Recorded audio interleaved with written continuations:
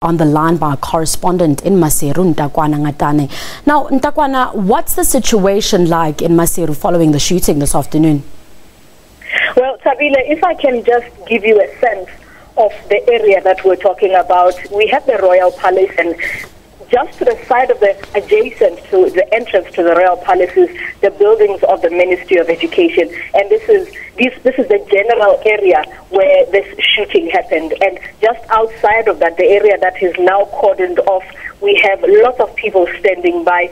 Now, in Maseru itself, the Prime Minister, Thabane, had just held a mass rally at the National Stadium, and a lot of people coming from that rally were going through town, others going through their business, and people say they had a lot of gunfire in the area, so they came rushing, and this is where they saw one man staggering out, and he was then taken to hospital. But the security guard that we spoke to, the one who was on duty with the one that has now died, unfortunately, says the man who was not in a uniform had seen men dressed in army uniforms walking about, and when he tried to go near them, this is when the exchange apparently had started, and then he was shot, and unfortunately he has lost his life. Now, a few hours have passed since the shooting. Any idea of who is actually behind these shootings?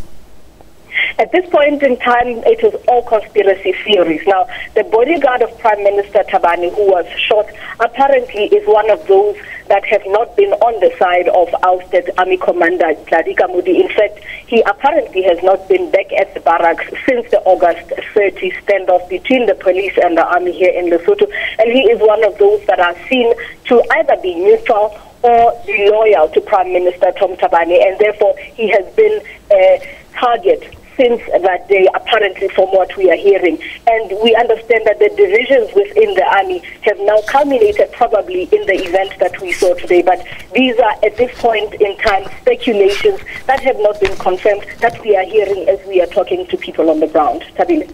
Ntakwana, at this point in time, are there any more casualties than the one that was reported earlier? Not at this point in time, but from what we understand, it is the security guard, it is the bodyguard of Prime Minister Thabane, who at this point in time, we don't know what his position is or what his situation is in hospital. All we were told is that he has been admitted to hospital. We don't know the extent of his injuries, but there's still blood spatters in the area where this shooting happened. There's a car that was abandoned in the area. And as I said earlier, yes, the area is cordoned off. And we see people, some in plain clothes that you can see are police and army walking about.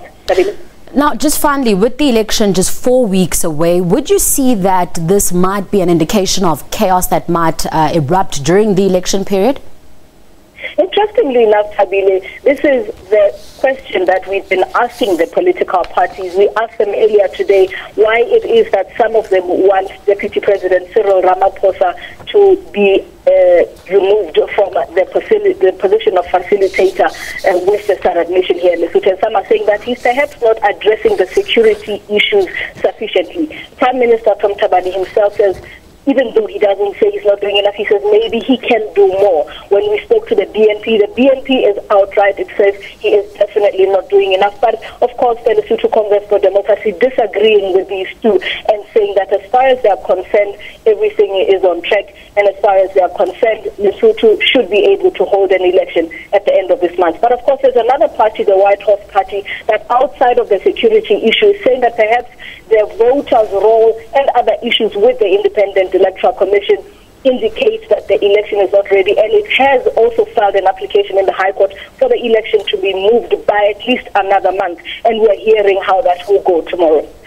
Ntakwana, thank you very much for the update. That was our correspondent Ntakwana from Lesotho. Moving on now, African countries need to strengthen their tax